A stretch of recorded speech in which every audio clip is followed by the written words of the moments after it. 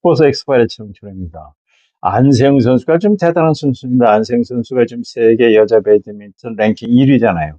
어떻게 보면은 여자 배드민턴의 여제라고 해도 과언이 아닐 정도로 지난 파리 올림픽 때 금메달 땄던 안세영 선수가 지난번에 시작하자마자 새해 벽두에 말레이시아 오픈에서 우승을 거두지 않았습니까? 그래서 상금을 1억 5천만 원을 받았는데 어제 저녁 늦게 끝난 인도 오픈 대회에서도 완벽한 우승을 거뒀습니다. 결승전에선 태국의 초추홍 선수를 만나가지고요.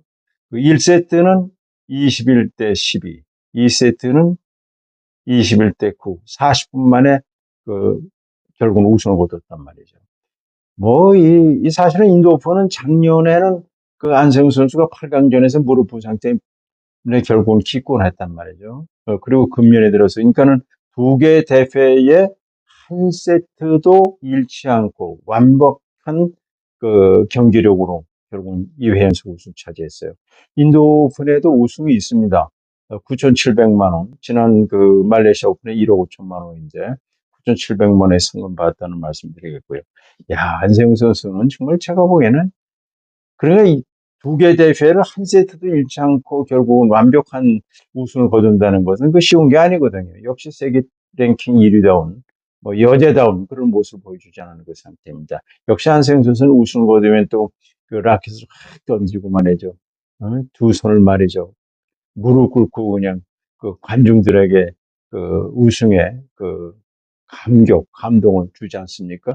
멋진 장면이죠. 이런 것이 있어야 이 관중들이 같이, 예, 정말 감동하고 그런 거 아니겠습니까? 이 관중들의 호응을 유도하는 그런 세레머니. 어떻게 보면 사실은 이 배드민턴이 그렇게 인기 종목이 아니잖아요. 비인기 종목이죠. 우리나라에서는 그러나 배드민턴으로 건강을 즐기는 생활체육으로서는 가장 그, 동호인들이 많다는 말씀을 드리겠습니다. 그러나 우리가 남자 복식과 여자 복식이 결승전에 진출했어요.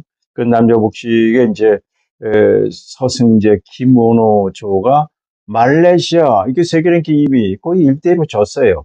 한 세트는 빼냈습니다만 결국은 벽을 넘지 못했고요. 여자 복식에서도 좀 김혜정, 공이영조가 일본이 아주 잘하고, 일본은 우리 박주봉 코치가 거의 감독으로 가 있잖아요.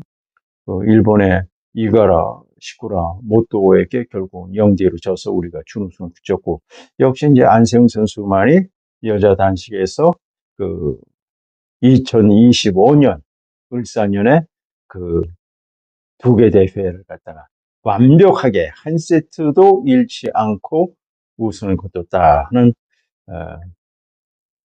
정말 기분 좋은 소식을 전해드리겠습니다. 오는 3월에는 전용 오픈이 열리죠. 지난해 전용 오픈에서 우승 거두지 않았습니까? 전용 오픈이 역사와 전통을 전해가고요. 81년에 황선혜 선수가 우리나라 배드민턴 사상 처음으로 우승을 거둔 바가 있습니다. 자, 지난 파리 올림픽에서 감동을 줬던 안세영 선수가 2025년 새해 벽두부터 반가운 소식을 전해주고 있다는 소식을 전해드리겠습니다.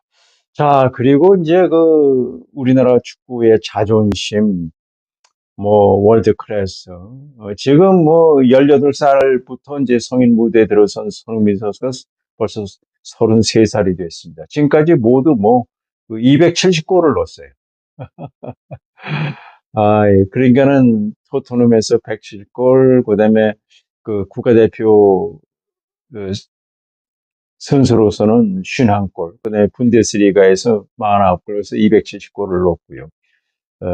그 다음에 이제 토트넘에서 170골을 기록하고 있는데, 어젯밤 11시에 프리미어 리그 정규리그 22라운드 에버턴과의 경기가 있었는데 2대3으로 졌어요. 전반에 3골을 주더라고요. 자, 손흥민 선수는 풀타임 뛰었습니다. 풀타임 뛰었는데, 전반에 좋은 찬스가 두 차례 있었는데, 에버턴 골키퍼의 선방도 있었고, 손흥민 선수의 킥이 옛날같이 그렇게, 마술사 같은 그것이 안 되더라고요. 그래서 후반에 결국은, 이 시찰리송하고 크루셉스키가 이제 골을 넣었습니다만 전반에 세 골을 주면 어렵죠. 그래서 결국은 지금 그 토트넘이 말이죠. 20개 팀 가운데 15위로 밀려났어요. 이거 큰일 났습니다. 앞으로 잘못하면 말이죠. 18위까지 가면요.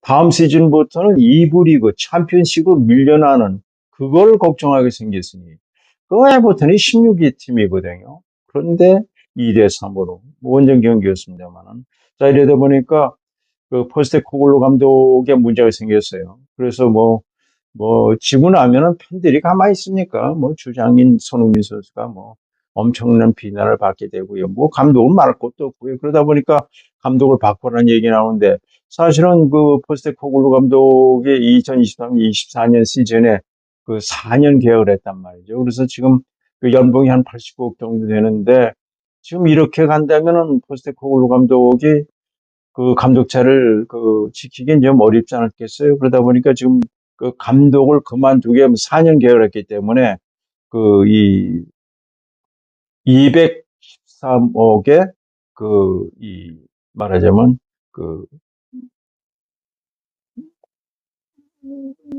미리 돈을 줘야 돼요. 그럴 수밖에 없죠. 계약하기 전에 그만두면 미약금을 213억을 줘야 된다는 얘기 나오고 그 정도로 이제 언론에서 크게 보도록 있다는 말씀 드리겠습니다. 자, 그리고 이제 그 분데스리가는 지금 마인즈의 그리고 양민혁 선수는 역시 후보 18번, 100번 달았습니다만은 교체 명단에 들어가 있지만 역시 뛰지를 못했고요.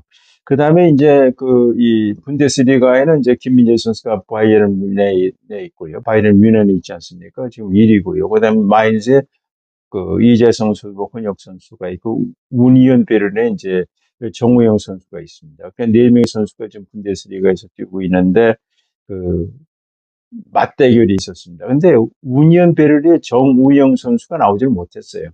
근데 이제 마인스의 이재성 선수가 풀타임 뛰었고, 홍영순 선수도 교체 명단에 있어서 나오지 못했습니다만, 결론은 우니온 베를린이 2대 1로 승리를 거뒀어요. 근데 정우영 선수가 나오지 못했고요. 이재성 선수는 풀타임 뛰었는데, 하여튼 보면은, 이재성 선수는 역시 주전으로 말이죠. 결국은 자리를 완전히 확실히 잡았다, 이렇게 볼 수 있겠고요. 정우영 선수나 홍영수 선수 같은 경우는 아직까지는 자리를 잡지 못했다. 그러나, 빅 리그에서 뛴다는 것도 대단한 것이 아닌가, 이렇게 생각이 듭니다. 자, 그리고 이제 우리나라 프로야구, 오늘이 이제 1월 20일 아니겠습니까? 2월 15일에 프로축구 K리그가 시작이 되고요. 그 다음에 이제 프로야구 3월 20일 시작이 됩니다. 프로야구가 82년에 출범했고, 프로축구가 83년에 시작하지 않았습니까? 그래서 프로야구가 이제 이 720게임을 하잖아요. 720게임. 한 팀이 144경기, 팀 간에는 16경기를 하는데, 이제 1월부터 이제 스프링 캠프 전주훈련을 가야 됩니다. 그러니까 3월 20일 개막을 하고, 프로축구는 2월 15일인데, 내일 모레부터 22일부터 이제 전주훈련에 들어가는데 10개 구단을 전주훈련을 보면 역시 일본에서 많이 하게 됩니다. 1차 전주훈련지를 보니까 말이죠. 6개 구단이 미국을 가고 2차는 거의 다 일본이에요. 일본이 거의 일본에서 전주훈련하고 그다음에 이제 3월 초에 돌아오는 거로 이렇게 돼 있어요. 그리고 2차 훈련 스프링 캠프는 미국에서는 한 팀도 없네요, 보니까. 왜냐면 아마 거리가 멀어서 열 몇 시간을 타고 와야 되니까. 그러니까는 1차만 하고 2차 전주훈련제는 가까운 일본, 따뜻하고 또 시설이 잘 됐으니까 그렇게 선정된 것이 아닌가 생각됩니다. 그러니까 22일부터 하나 이글스가 호주 멜번으로 전지훈련을 갑니다. 그러고 나서 2월 20일에 다시 일본 오키나와에서 마무리 이제 전련하게 되고요. 삼성 라이온스가 이제 1차는 괌으로 와요. 그리고 2차는 역시 2월 5일부터 일본 오키나와에서 하는 걸로 되어 있고요. 그 다음에 기아 타이거스, 지난해 우승 얻었죠. 12번째 우승 얻었던 기아 타이거스가 미국 캘리포니아, 그러니까 22일입니다. 어바인에서 훈련하고, 그다음에 그 2월 달에 일본 오키나와로 그 마무리 이제 전후 훈련하는 것으로 이렇게 되어 있습니다. 그리고 LG 트윈스가 이제 미국 애리조나 주 스코스테일에서 이제 1차 전주 훈련 갖고, 그다음에 2차는 일본 오키나와. SSG가 그 1차가 1월 24일에 미국 조지아주 애틀란타에서 하고, 그다음에 비로비치에서 또 하고, 일본 오키나와로 마무리 훈련하는 걸로 돼 있어요. 킴 히로스가 그 미국에서 그 애리조나 메사에서 하고, 그다음에 대만 가오슝으로 2차 전주 훈련 중 가고, 두산 베어스가 1차가 일찬 그 호주 시드니, 2차가 일본 미야자키, 롯데자이언츠가 대만 타이난, 2차가 일본 미야자키, KT비즈가 그 26일에 가는데 호주 전릉으로 그 1차 전주 훈련을 떠나서 2월 달에 일본 오키나와로 가서 마무리 훈련하는 거예요. NC 다이노스가 30일에 미국 애리조나 투손에서 전주 훈련을 갖고 2차전은 대만 타이난으로 가는 걸로 되어 있습니다. 자, 뭐 이 훈련이 제일 중요하죠. 그렇게 해야 마무리가 잘 돼야 1년 농사를 잘 지을 수가 있습니다. 일단은 그 이 가을 잔치에 가야 되는 거 아니겠습니까? 그 제일 중요한데 그 벌써 또 1월 22일부터 이제 본격적으로 그 44년째 되는 프로야구를 이제 준비를 하고 시작했다 하는 말씀 드리겠습니다. 어제 이 시간에 말씀드렸죠. 자, 미국 트럼프 대통령이 오늘 그 취임되면서 각국에 좀 많은 그 비상이 걸려 있죠. 뭐 절대 그 불법 이민, 그다음에 관세를 높이겠다 이래가지고 트럼프 대통령이 되면서 굉장히 그 경제적으로라든가 뭐 여러 우리나라도 굉장히 고민하고 있고요. 지금 뭐 눈치를 보는 상황인데 우리나라는 지금 뭐 그 대통령이 지금 뭐 수의복을 입고 막 감옥에 들어가는 정말 우리나라 정치가 왜 이렇습니까? 저는 여도 아니고 야도 아니고 보수도 아니고 진보도 아닙니다.